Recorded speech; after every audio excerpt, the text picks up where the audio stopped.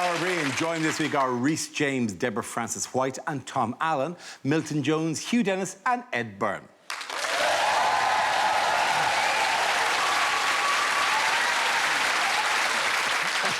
We start with a round called If This Is the Answer, What Is the Question? On the board are 6 categories. Deborah, which category would you like? Oh, Dara, I think I'll have politics. Excellent. Your category is politics, and the answer is about 12. What is the question? Is it how many tins of Spam will be in our weekly food rations post-Brexit? Oh, Mrs. Upper Class here. Is it how many aubergine emojis can you put in a text to your plumber before he changes his number? Is it what's a really bad time to phone a cuckoo?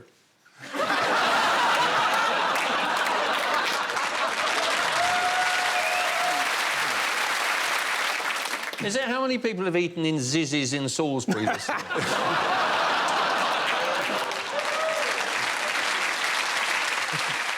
It's how many words do the Eskimos have for slush?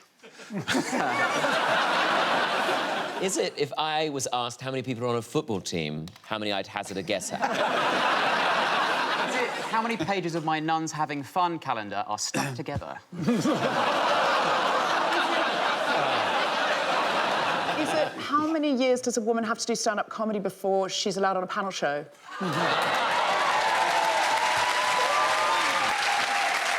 Good point. I was doing comedy 10 years when I got on the show, so let's not get too carried away. But I am 12. Oh, yeah, true. Yeah, OK, sorry. Yeah. Is it how many times a day is Prince Philip poked with a stick by an anxious footman?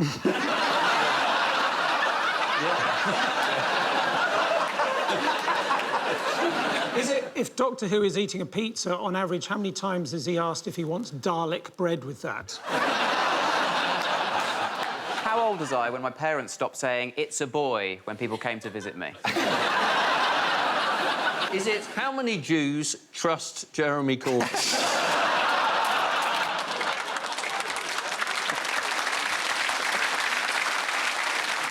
Yeah, question with how many Jews? I thought this is going to be an interesting moment. Yeah, I think it's how many Tory MPs have threatened to resign if Boris Johnson becomes leader. Absolutely right. Thank you very much. Yes, the question I was looking for was how many Conservative MPs are threatening to resign if Boris Johnson became leader. The MPs issued their warning after Johnson sparked outrage with comments in a newspaper article about Theresa May's Brexit strategies. What were his outrageous comments this week? He used a metaphor where he described the Constitution being wrapped in a suicide vest and the detonator being handed to Brussels. Well, if you hand the detonator to somebody else, it's not a suicide vest anymore.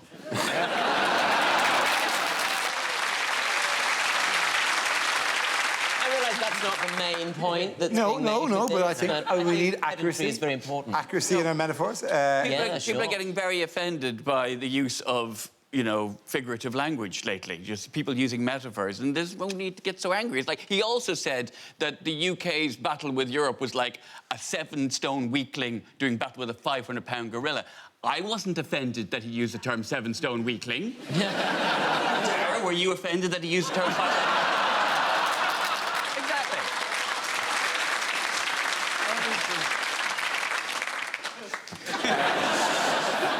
He's really just trying to change the subject, isn't he? I mean, it is effectively the equivalent of going, "Oh, look, a lion!" From what, pray tell? Well, I think his marital problems, because what he did was he wrapped his marriage in a suicide vest and handed the detonator to the first blonde who came up and said hello. You never really hear about suicide sleeves, do you? You think It's always vest-based. Don't suicide bombers get cold? I'd imagine their primary concern. They've got a long way to travel. The gillet is the chosen item of choice for your average. You say gillet? Do you not mean gilet? I don't It's say a gillet. gilet, Dara. Oh, say my gillet. goodness.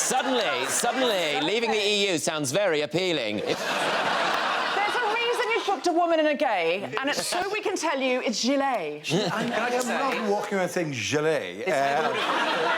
None of this would have happened with suicide sleeves.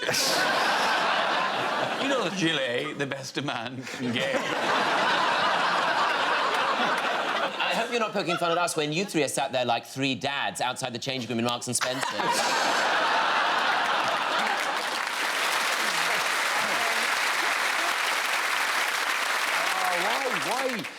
OK, I'll turn to the team of the lady in the gay. Why is he so attractive? I don't get it. Sorry. So well. Before we proceed, this team is not known as the Lady and the Gay. It's the lady and the gay and our adopted son. And a kid, yeah. Yeah. I feel like This team is known as Diversity. we don't know, Dara, is the answer. I can't look at that man and think, oh, if he were bearing down on me, I'd change my mind. I imagine if he was bearing down on you, you'd change your mind about a lot of things. You would have completely reassessed a lot of choices you'd made in life that led you to have him come bearing down Yeah, on you. listen, I haven't thought out the plot. I've just cut to the last scene and I don't like it. It'd make a very different series of Bodyguard if he had been the politician in question. Oh, yes. I don't think I'd like to see him fingering himself in an adjoining hotel door. No, thank you. Can I say, for many reasons, spoiler alert. You've spoiled my ears. That's how bad. It is quite a clever trick, though, isn't it? His hair. I mean, because it finally does explain the hair. Because if you look like you've just got out of bed, who's to know that 90% of the time that is what you have just done? That's actually...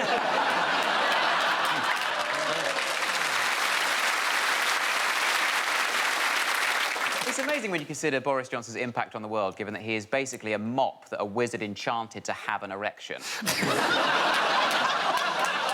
It's bizarre. There's a dossier, apparently. Number 10 created a dossier before he was to run in 2016. Created a dossier about him. A dossier, or as you call it, a dosser. A dossier. It's such a missed opportunity, right? This is a document designed to get rid of Boris that is about his sexual history. They should have called it Get Your Johnson Out.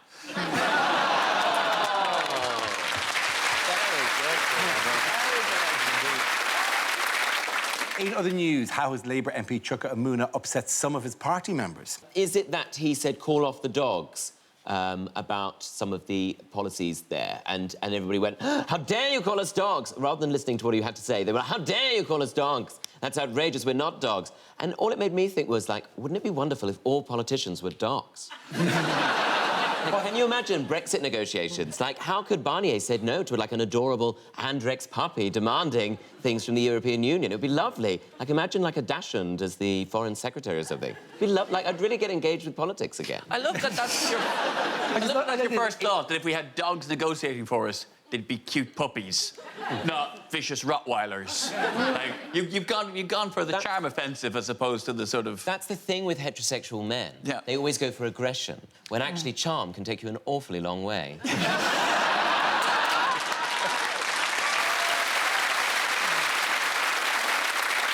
What do we think? Dachshund or Dachshund? As I said that, I thought one of those pricks is going to pick me up on. Some dogs do make good politicians. Look at Churchill.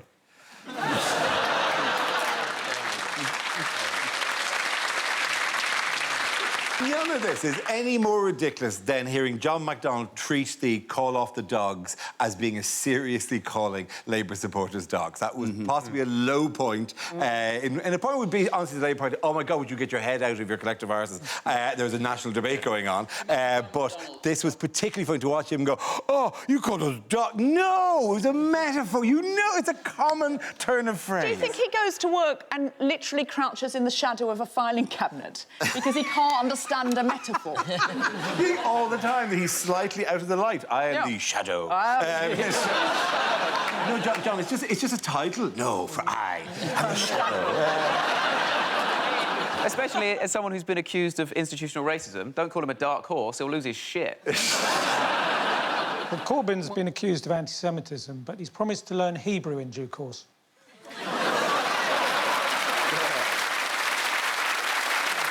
Have you had the pleasure of an attack ever by those Corbyn supporters who are quite attack dog about the whole thing? Have you ever had the online joy of their company? Even as we say this, and I'm looking straight down the lens at you, there is somebody with a stopwatch at the moment timing how much time we spent on Boris Johnson versus how much time we spent on the Labour Party. There's literally a ton of those people, and they write in going, well, 6 minutes, 27 seconds. And then the Labour Party got 7 minutes, 14 seconds. Oh, BBC bias.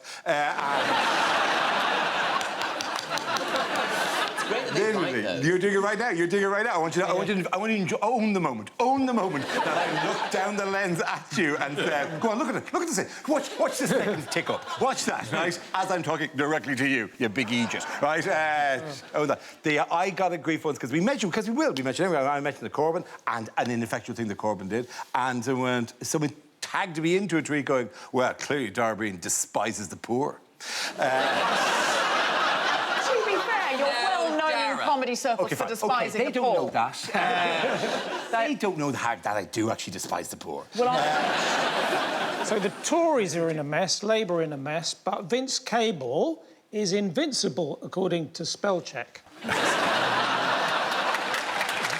OK, before we move on to the next topic, we have to note one small thing, by the way, which is actually, Deborah, this, by shift Luke, but still a happy thing, you are our 100th guest we've ever had on Mock the Road.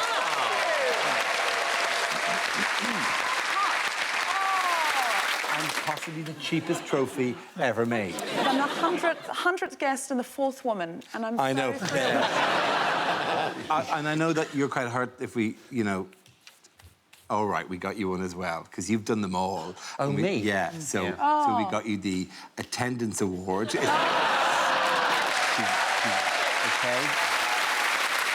The quality of this metal is amazing.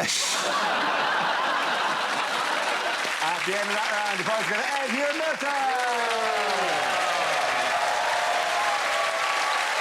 Now, we play a round called How Much Chalk Would a Novichok Chalk if a Novichok could chalk chalk? This game involves Tom and Milton, so if you could make your way to the performance area, please. This round is a stand-up challenge. I launch the wheel of news, and wherever it chooses to stop, one of our performers will step forward and talk about that subject. OK, here we go. Let's spin the wheel. The first subject is parties. Hello. I get invited to parties. I get invited to hen parties quite a lot. I get invited as the token gay. I know. I never seem to get invited to the stag parties. I don't know why. Maybe people think I wouldn't be very good at zip wiring through North Wales.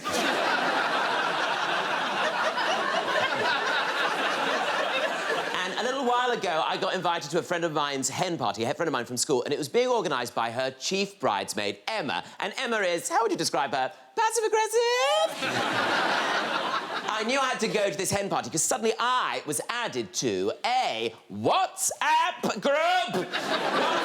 What's up? I'll tell you what's up. I looked at my phone. I had 324 notifications from people I did not know. I'm in this group with the mother of the bride. We've all got to call her Mum, her sister, Auntie Wendy, and then they're all sending selfies to each other, except Auntie Wendy can't send a selfie, can she? She sends a video of her eyebrow. Twice. It's used up all my data, all my storage is gone. Then something pink covers the lens at the end of the video, which you assume is a finger, but you don't like to ask. Then I had to go to this hen cottage, right, this dream hen cottage, which was just outside Reading. I pulled up, I donned a penis headdress, put a pink sash on, got out of the car. Right, Emma was answering the door in a steadily escalating pitch of excitement. Oh, my God, hi, you look amazing, coming in. Oh, my God, hi, you look amazing, coming in. Oh, hi, Tom. Rude. Then... to go and introduce myself to all the other hens, and if there is one thing worse than being invited to a hen party as the token gay, it's if they've invited another token gay. Who was it? This guy Kevin, right? He's a dancer. He's got a hat on. He's a better gay than me. You can't compete with that. Then we've got to go off and do all these activities. We started the day with a guacamole making class. What the hell? Is a guacamole making class. You can't chop an avocado. It's basically just mush. Then we had to go to a tango lesson. I can't do it. I haven't got the hips for it. Kevin can. He's actually very talented. Then, right, we had to go on a gondola ride round Reading. I mean, it's hardly Venice, is it, when you're going past a Matalan? Auntie Wendy's going, oh, it's just like St Mark's Square, isn't it? Or is that Asda car park? Anyway, I wish I had been on a zip wire somewhere in Wales. Thank you.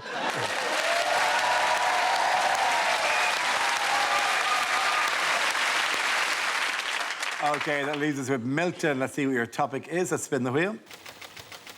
And the topic is travel. There you go. So I'm in Brazil, and I bought some fruit off some of the indigenous people, and they turned round and said, people who bought fruit on Amazon also bought these sausages. I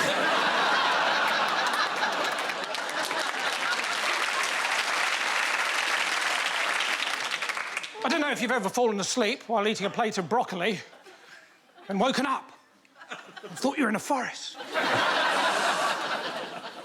What's worse than that, though, is falling asleep in a forest and waking up and trying to finish the broccoli. The Paris Metro. That's the weirdest Tesco I've been in.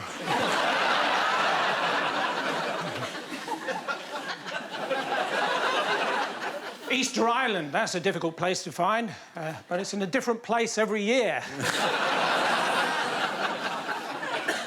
The weirdest thing I ever saw, though, I was in Reading and I saw this hen party.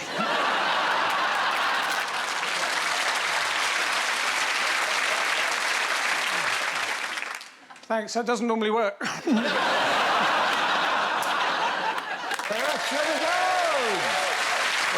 very, very good. Points there for Tom Allen at the end. Go on to back. Our next round is called Picture of the Week. I show the panel a topical image and ask them to tell me what's happening. So, what's going on here?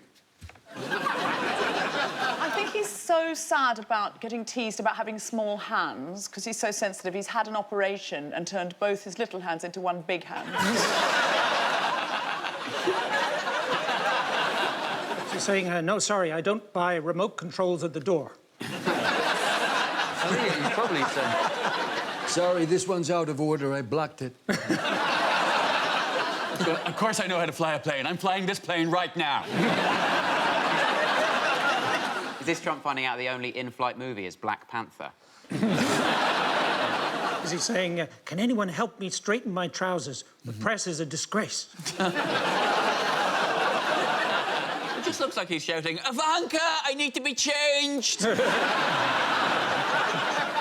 Daniel, the actual answer is... It does look like they've airbrushed Vladimir Putin's cock out of that, though.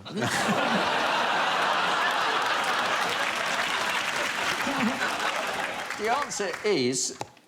that's Donald Trump. Yes! That is... Yeah? Yes. This is US President Donald Trump chatting to reporters on Air Force One recently. His presidency has been rocked by revelations by an anonymous New York Times article and a book by respected Watergate journalist Bob Woodward that portrayed Trump's White House in disarray. What were the sort of revelations then? There weren't any revelations whatsoever. It is exactly what we thought was going on in the White House. It just says things like he flies off the handle and he's irrational and other things I've personally picked up from Twitter. And it's what the book says. They call him the mayor of Crazy Town. Apparently Trump was furious because he said, I'm the president of Crazy Town. Yeah, he says the time of wanting to put the staff under lie detectors to find who the leak is, but apparently they're all broken. Putting a lie detector into that White House is like putting a smoke alarm in a volcano. How do lie detectors work, though? That suggests that, like, existing on some sort of, like, lie rays. It's like a gaydar. Oh, it's like like a grinder for liars. It is, yeah. Oh, OK. One of the things it tests is how much your sphincter is retracted. The lie detector? Yeah, yeah. Or grinder. Both. Useful to know. Yeah. But nowadays he's got to just try and catch people out. Right, so he's got to just make them want to own up. But to writing this op-ed by just saying, yeah, that op-ed was rubbish. It was written by someone who probably has a really small dick and/or vagina. And then just look around suspiciously. Small vagina isn't an insult. Yeah, but I've not really been with a lot of women, so I don't really know what you're talking about. That's why you're on a team with the girl and the gay. I am learning so much. Yeah, you will. Who else has annoyed President Trump this week? Nike? Nike have, and specifically... Isn't it Nike, Grandad? Oh, yes, it is the famous footwear and sports manufacturer, Nike. And who were they using? Whose name do you want to try to pronounce in case it's wrong? Colin Kaepernick. Colin Kaepernick. Yes. Colin Kaepernick has decided that he's OK with child labour. And, Oh, God, the poor guy. What? yeah, I'm not really having a go. I'm wearing Converse, which are owned by Nike, so, you know, I have nothing I can actually... Baseball shoes with a suit. Oh, quirky dad.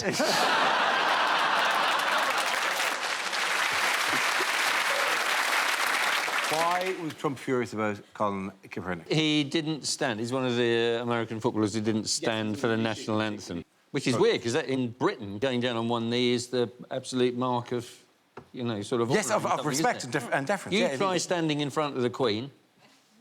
The point with the footballers, though, is it is something respectful. They're not saying, oh, I don't care about the national anthem. They're saying, out of respect Yes. for fellow African Americans who are consistently being shot and killed in acts of random police brutality, I respectfully take a knee. And it's so horrifying that this man has now caused furore because, you know, people are out burning their Nike products. But sales went up by 31%, and that is because of two things. One is all the decent, nice Americans have gone out and bought Nike in solidarity, and all the racist ones have gone out to buy extra products in order to burn them. I would like to be in their shoes.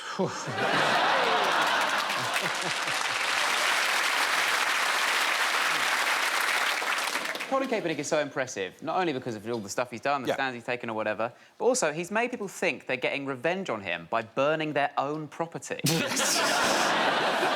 Meanwhile, where has nudity been an issue recently? The Royal Academy. The Royal Academy, yes, the Royal Academy in London, we're saying it, yeah. We're looking for there to be parity between the amount of female and male nudes on display. Turns out, actually, ironically, you're more likely to see the penis displayed than the vagina. The nipple count is higher for women than for men, but the genital count... But overall, sort of anecdotally, I think we all know that in art galleries there are many, many, many more pieces of work by men and many more objectified women. Very true that, yeah. And what I was thinking is this show is very much art.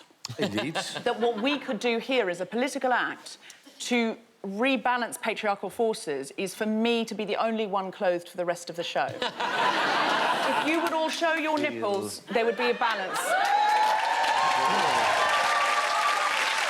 It's what the people want. I know my nipples, left not my- what they want. I don't... I would try... I think people... Wow, that's one more nipple than was in art available earlier today. Yeah. And that is just one of them.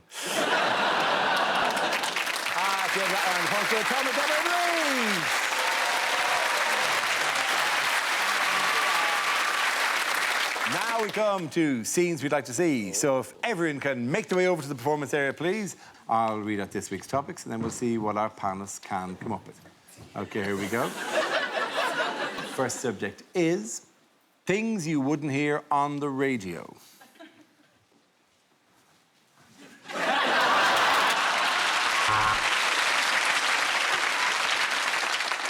This is the Radio Novichok.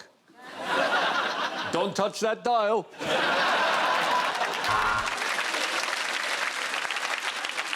Give yourself a spray of Lynx Africa, open up a can of Relentless, sit back in your cargo shorts and relax. This is Virgin Radio.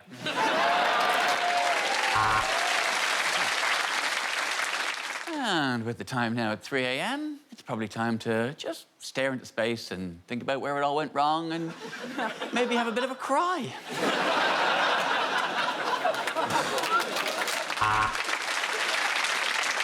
Yes. Coming up, we have got some of the sickest tracks from some of the illest artists around. This is Karaoke on Hospital Radio. Well, today on The Archers, Daisy gets a bolt from the blue when she unexpectedly wanders into an abattoir.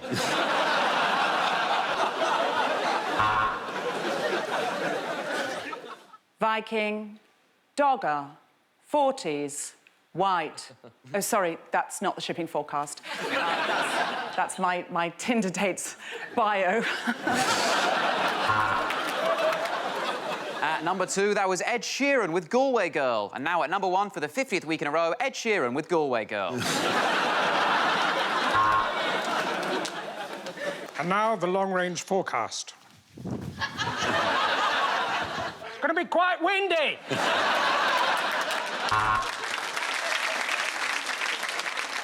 We welcome you to Radio 3. That's right, Just you.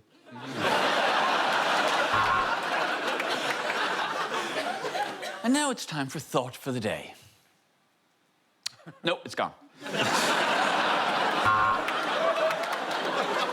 Well, this is Gardener's Question Time, and a big welcome, especially to our younger viewers, like 92-year-old Enid from Surrey.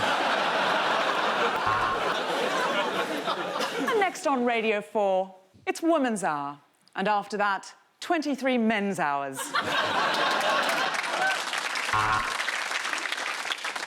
Must have coffee. That was first thought of the day. On Jazz FM, it's a new entry at number 1. It's Skibbity Bap Bap Bibbity Bap Beam. Sorry, I was having a stroke. It's Ed Sheeran, Galway.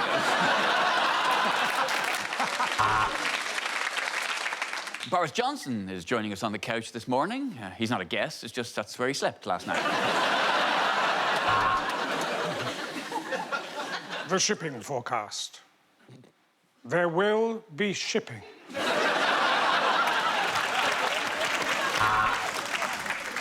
And we interrupt this broadcast to bring you the tragic news that Aretha Franklin has sadly passed away. And what better way to show our respect for Miss Franklin than with Galway Girl by Ed Sheeran. OK, the next topic is lines you wouldn't read in a romantic novel. She was bewitching. She danced as though possessed by the elements, a creature created by the rhythms of nature itself. More, Mrs. May, more!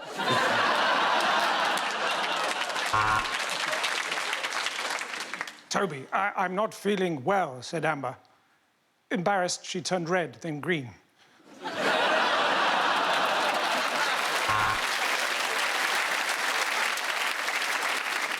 As he climaxed inside her, John knew he would never be allowed to visit the Statue of Liberty again.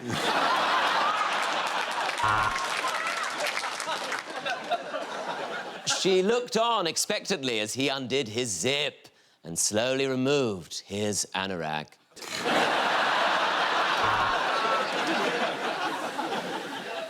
She looked into his deep eyes and said, "You're the most attractive man I've ever seen." Oh, no, wait, hold on, I'm just ovulating.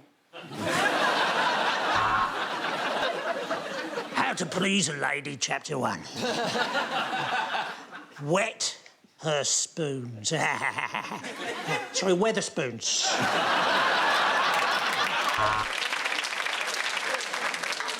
After 5 unrelenting hours, James really began to regret making his safe word harder. She gazed around her. There were shelves containing whips, blindfolds, chains, and she thought, Lidl really do sell everything.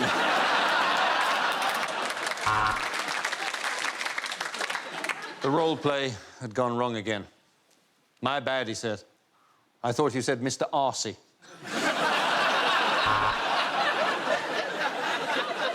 As he looked at her lower back tattoo of 2 little birds, one word came to mind. Swallows.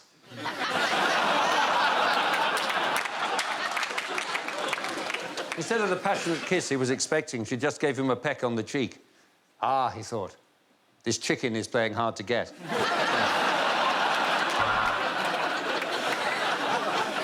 Reader, I shagged him.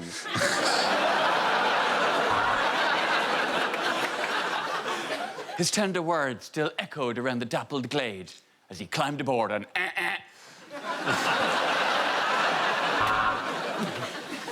Do you come here often? Yes, I come here every week to get tested.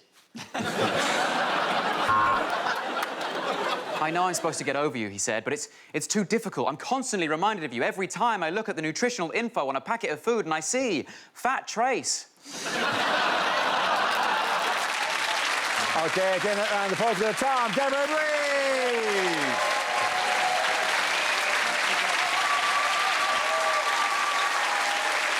That's the end of the show. This week's winners are Rhys James, Deborah Francis White, and Tom Allen. Commiserations to Milton Jones, Hugh Dennis, and Ed Bird. Thanks for watching. I'm Darragh Breen. Good night.